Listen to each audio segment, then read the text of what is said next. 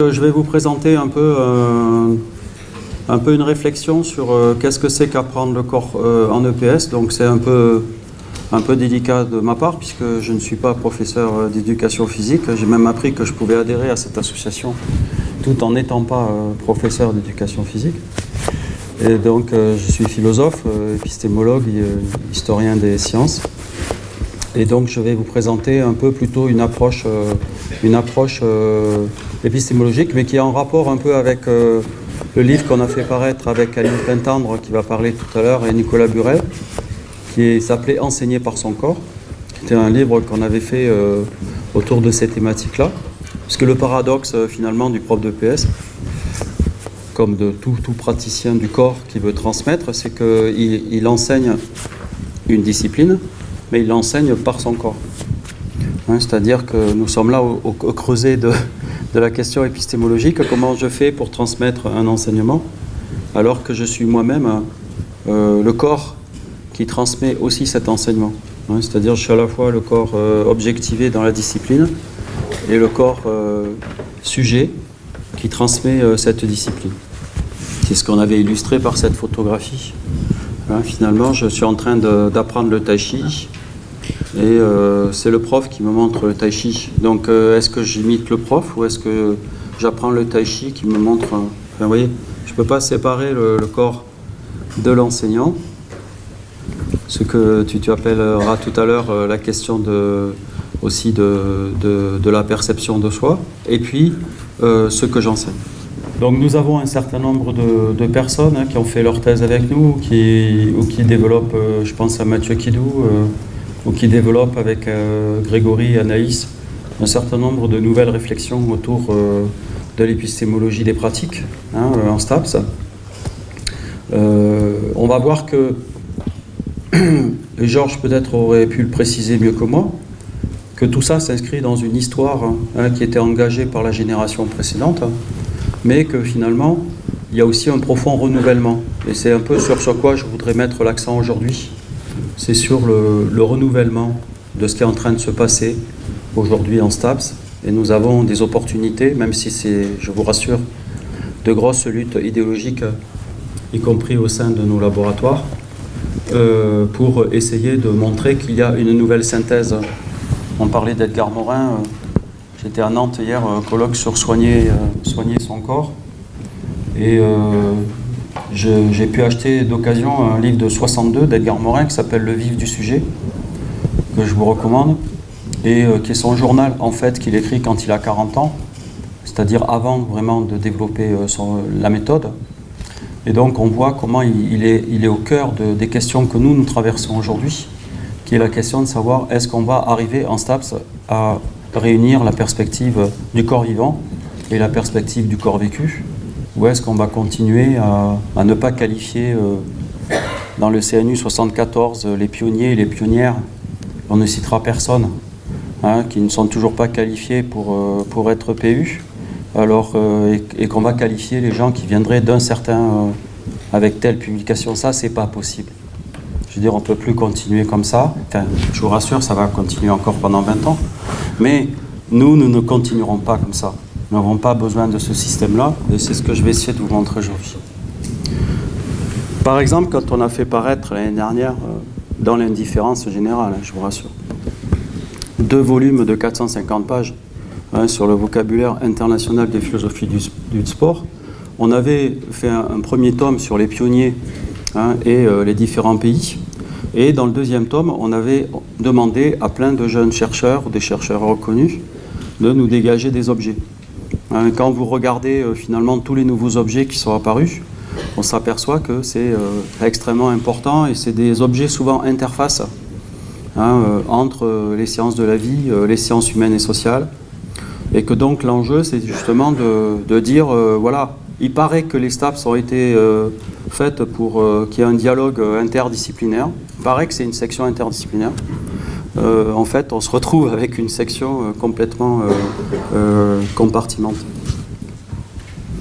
De même, sur des questions éthiques, lorsque ce volume est paru de 800 pages qui réunissait 80 collaborateurs de l'Europe entière sur l'éthique du sport, ou lorsque, avec Jean-Paul Khaled, on a développé cette conception autour de la question du sport bionique, finalement, on était confronté à l'idée qu'il y a de nouveaux objets qui sont à l'interface de la question de l'hybridation technologique, qui viennent modifier la pratique, l'enseignement de la pratique, et que c'est ça qui est en jeu. Alors le modèle qu'on développe avec Nicolas Burel, Aline Pintendre, Lionel Chavaroche, Adjoa, Don Violento, Marc Morieux, etc., tous nos doctorants. C'est un modèle assez clair qu'on vient de synthétiser dans l'ouvrage qui vient de paraître, qui s'appelle Corps et méthodologie. C'est de réfléchir à comment est-ce qu'on peut articuler aujourd'hui en STAPS et en EPS un lien entre corps vivant, corps vécu et corps décrit. C'est-à-dire 3 dimensions du corps. Le corps vivant, on va le voir, c'est bien la confrontation avec l'organisme, avec le biologique, avec le neuronal, avec l'hormonal, avec la gestion émotionnelle, du stress par exemple. Ici une schématisation de Nicolas à droite par rapport à sa thèse. Deuxième dimension qui a été développée, très développée, notamment par l'action située, on va en reparler, autour de la question de l'autoconfrontation, c'est-à-dire comment finalement je peux permettre à un sujet de faire une analyse de la perception qu'il a de lui-même, du regard des autres sur lui. Et j'ai remarqué dans la charte éthique que le mot motricité revenait au moins 7 fois dans l'association. Donc, bien évidemment, la motricité, c'est pas que le corps vivant, c'est aussi le corps vécu, mais c'est aussi le corps décrit. On le verra dans la journée. Il y a des gens qui travaillent avec des tablettes, avec le numérique. Moi, je travaille avec des GoPro. Voilà, on travaille tous avec des supports images. Pourquoi ? Parce que finalement, l'objectivation, les montres connectées, l'objectivation des datas va permettre aussi d'enrichir la description, finalement, de ces 3 niveaux du corps. Donc, l'idée, c'est de faire exister ces 3 niveaux, qui ne sont pas réductibles, qui sont discontinus, c'est-à-dire... Moi, ma référence, c'est l'épistémologie de Karl Popper. Karl Popper nous a dit, quand on a publié sa thèse de 1928, si vous la lisez, c'est que finalement, il n'y a pas de synthèse totalitaire, c'est terminé. On est dans des synthèses fragmentées, on est dans ce que j'ai appelé le corps dispersé, c'est-à-dire l'idée qu'il faut faire travailler les discontinuités, il faut faire travailler les différents modèles les uns avec les autres. Avec, voilà, c'est des roues, ça peut coincer, il peut manquer d'huile. Il y a des gens qui vont tirailler, qui vont prendre une roue en disant je vais vous le montrer. Voilà. Alors, si on se place du point de vue ontologique, on voit bien évidemment que ce qui va émerger, qui est en bleu clair, ce qui va émerger, que nous on appelle l'immersion, qu'on peut appeler l'énaction, qu'on peut appeler la conscience du corps, qu'on peut appeler l'éveil, enfin bon, il y a plein de mots différents. Tout ça, c'est le résultat quand même de dimensions sous-jacentes. Et je crois que là où nous en sommes au plan épistémologique, c'est qu'aujourd'hui, on s'intéresse au moins à 3 choses, et sans doute beaucoup plus, qui sont sous-jacents, qui sont implicites, qui sont en dessous du seuil de conscience. C'est-à-dire en dessous de 450 millisecondes. Et donc, à partir de ce moment-là, on peut s'intéresser avec nos amis sociologues, avec nos amis psychosociaux, avec nos amis qui travaillent. Georges aurait été là, il vous aurait montré aussi comment tout son travail sur l'histoire des techniques du corps, qui a été repris par Luc Robben, est un travail absolument fondamental. Comment finalement ces techniques du corps, ces gestes, ces postures, aujourd'hui la question du langage corporel, qui est centrale, redéfinit l'habitus, pas simplement à partir de Bourdieu, mais aussi à partir de Marcel Mauss, c'est-à-dire d'une synthèse culturelle, sociale, technique. Deuxième dimension, le mimétisme. Je l'ai montré tout à l'heure, un enseignant d'EPS, c'est quelqu'un qui est regardé, mais aussi qui montre. Donc la question, c'est qu'est-ce que c'est ce mimétisme? Qu'est-ce que c'est cette empathie? Y a-t-il des bases inconscientes à l'empathie? Y a-t-il une sensibilité inconsciente spécifique? On voit tout le renouvellement qui a été apporté par les neurosciences in vivo, notamment par les neurones miroirs. Et donc là, aujourd'hui, on ne peut plus faire semblant de croire que l'apprentissage, c'est simplement quelque chose qui passerait sans une écologisation. L'écologisation, elle se fait en permanence. Les gens incorporent des informations, modifient leur schéma corporel. Et puis enfin, on a un processus d'activation, c'est-à-dire faire un geste à quelqu'un, ou partager un partenariat dans une activité physique, adapter un programme d'activité, c'est aussi activer des choses à l'intérieur des corps, et donc s'attendre aussi à ce qu'il y ait des réponses, qu'il y ait des activations, qu'il y ait des émergences, qu'il y ait de l'involontaire, qu'il y ait des choses qui surgissent qui n'ont pas été prévues. Donc bien évidemment, ça peut surprendre. Donc on n'est plus dans un idéal, tout ça déclenché depuis 67, je veux dire, quand vous relisez, moi j'enseigne l'écrivain à Paris Descartes, je peux vous dire, on est en train de d'éplucher vraiment la corporéité dans les yeux, on voit bien que le pas qui a été fait par le Bulch, il ne faut pas l'oublier, je veux dire, c'est un pas fondamental, notamment par rapport à la question de la prise de conscience du corps propre, du schéma corporel, même si après on avait un idéal de maîtrise qui a un peu disparu pour les raisons qu'on va expliquer. Donc, quand on regarde le travail qui a été fait par Pierre Arnaud, quand on s'intéresse, comme dans ce livre de la Fraps, sur la question de l'éducation du corps à l'école, on s'aperçoit que les historiens ont aussi beaucoup contribué, depuis bien évidemment le corps redressé de Georges, ont beaucoup contribué finalement à nous faire réfléchir aussi à comment on construit un savoir sur le corps. Avant de venir à Paris, j'avais créé une chaire à Nancy qui s'appelait Épistémologie du corps et des pratiques corporelles. Et bien évidemment, lorsqu'on avait développé cette question de l'épistémologie, c'était aussi l'idée il y a un objet, mais il y a aussi des savoirs, des disciplines, des didactiques. Et il faut s'interroger sur les modèles. Il ne faut pas être aveuglé simplement par l'objet. Il faut aussi se poser la question de savoir comment on a construit l'objet. Le livre de Jean Zorro, bien évidemment, qui est la Bible pour nous, que je feuillette et qu'on feuillette dans notre bureau presque tous les jours pour nos cours, est essentiel. C'est-à-dire comment j'écris cette histoire, quelles sont les archives, qui garde les archives, comment on les met en valeur. Tout le travail archivistique est important. Alors si on rentre dans le fond maintenant, saluons quelques personnes dans la salle, Nathalie, et d'autres personnes qui ont mis en avant la question de l'expérience corporelle. Je pense que le virage de l'action située, de tous ces gens qui ont travaillé sur l'expérience corporelle, c'est fondamental. C'est-à-dire que nous avons là l'idée que c'est terminé. On ne peut plus simplement décrire les choses en troisième personne. On va être obligé de les décrire en première personne, on va être obligé de comparer les points de vue entre ce qui se passe dans le corps, ce qui se passe avec le corps des autres, ce qui se passe dans la conscience que j'ai de ma motricité dans l'acte, etc.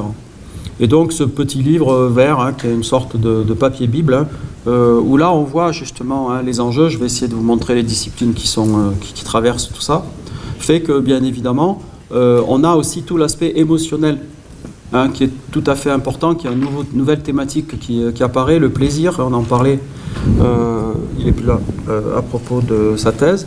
Apprendre par corps, aussi tout ce qui relève de la CP5, tout ce qui relève du step, qui relève de la relaxation, de la danse, des activités physiques, mais aussi de l'autre côté, si on se place sur le côté gauche, les apprentissages, la manière de poser la question du genre, qui est très importante, et puis la question de l'augmentation du corps, c'est-à-dire comment je vais augmenter par un corps virtuel, mais je crois qu'il y a des gens qui vont en parler excellemment tout à l'heure. Donc quand on reprend le texte de Nathalie de 93, on s'aperçoit que déjà l'accent a été mis sur l'idée qu'il y avait des expériences motrices qui étaient variées et qui renvoyaient à des potentiels de ressources. Et que donc la question c'était comment favoriser la relation que l'élève peut avoir, non seulement bien évidemment au milieu, mais aussi aux possibilités éducatives par rapport à une autoréflexivité sur ses ressources.